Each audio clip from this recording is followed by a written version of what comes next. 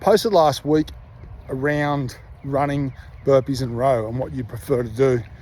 And it's no surprise that the majority of people chose the rower because it's a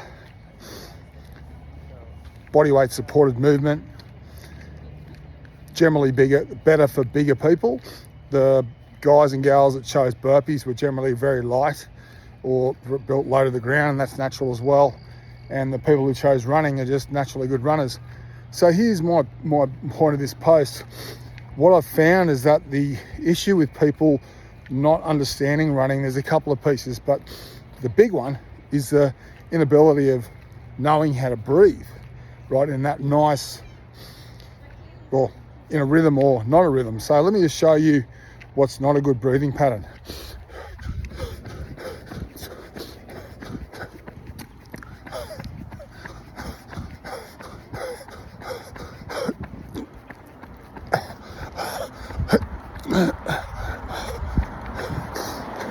I'm just going to stop there.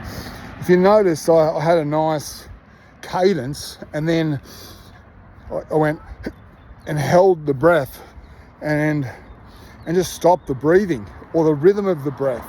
So what's super important when you're running to stay relaxed and stay in that nice regulated state is to breathe rhythmically, and ideally on a cadence of your feet.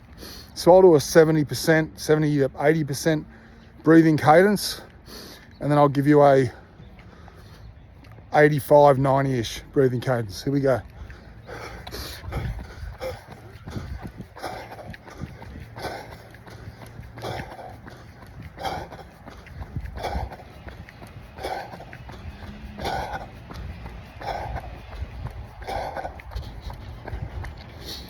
So on that breath there, or that running speed, it was just so I was running about 8 to 8:30, maybe 8 to 9 minute pace there. And the breathing speed doesn't need to be faster than that, but definitely it needs to be consistent and rhythmic. Now I'm going to go into a 85 to 90% effort, or one where I'm finishing a mile, right? And listen to this cadence.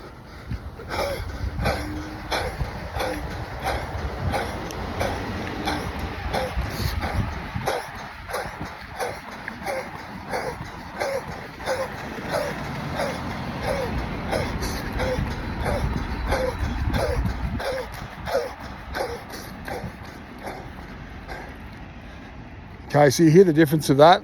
There was an uptick in the breathing speed, the breathing cadence relative to the speed I'm traveling at. And there's a couple of other levels to running well, but I find that one piece in my years of coaching CrossFit, owning a gym for many years, and training lots of athletes over the years, it's your inability to breathe properly. That's your limiter. And there's that stopping the breath while you're running. So when you're running at any speed that needs as much oxygen as you possibly can get in and out of your system, the open mouth breath and never catching yourself with a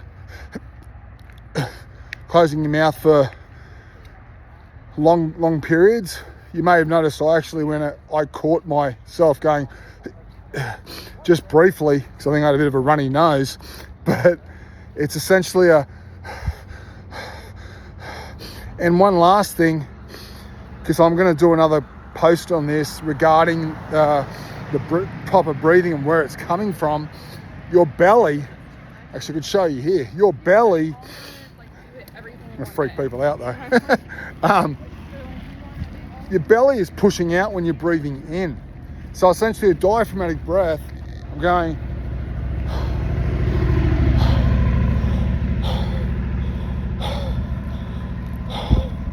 so as I'm inhaling, I'm pushing my belly out, and as I'm exhaling, I'm drawing the belly in. Okay, and it's a real missing component to doing any sort of breathing training, doing mixed modal training inside the gym, burpees, box jump, run, wall balls, whatever it is that breathing from down here deep in the belly and the diaphragm and relaxing this upper chest area, relaxing your face, so there's never any, you're not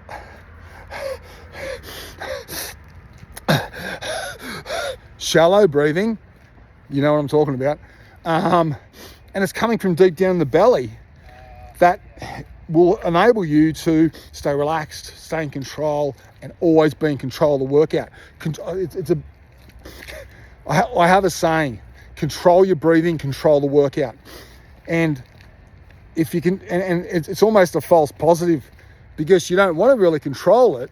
You just want to let it be, and just breathe as much as you can, or as much as you need to, relative to the pace that you're traveling. Specifically for running, right? It's like you just want to be like just breathing enough at a nice 9-10 minute pace, and then you're breathing a little bit faster at a 7, 8 to 9 minute pace, and then when you're breathing running faster than that, you're going to breathe a lot faster.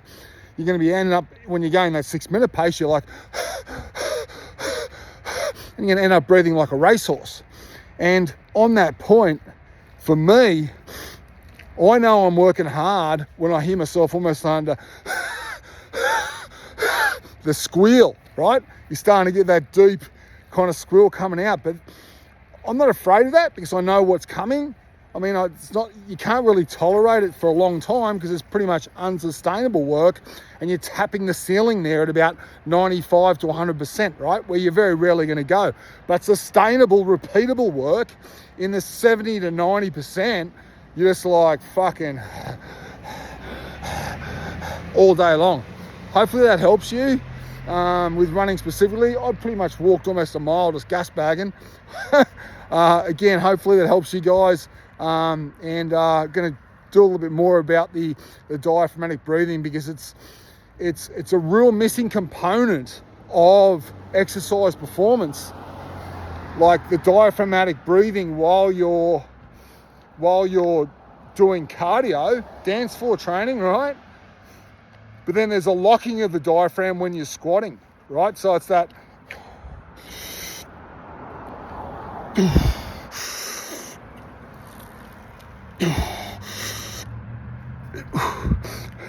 it's not very, it's quite unsightly, but it's the best, safest way to lift doing tension training here, right? So the squat, deadlift, clean, snatches, etc. And then the breathing training on the dance floor is completely the opposite, but it's the same pattern with your belly pushing in and out from the diaphragm, and the breathing coming from right down deep in your belly, which is going to enable you to perform at a very high level and stay relaxed and in control of your workouts. Happy days. Peace.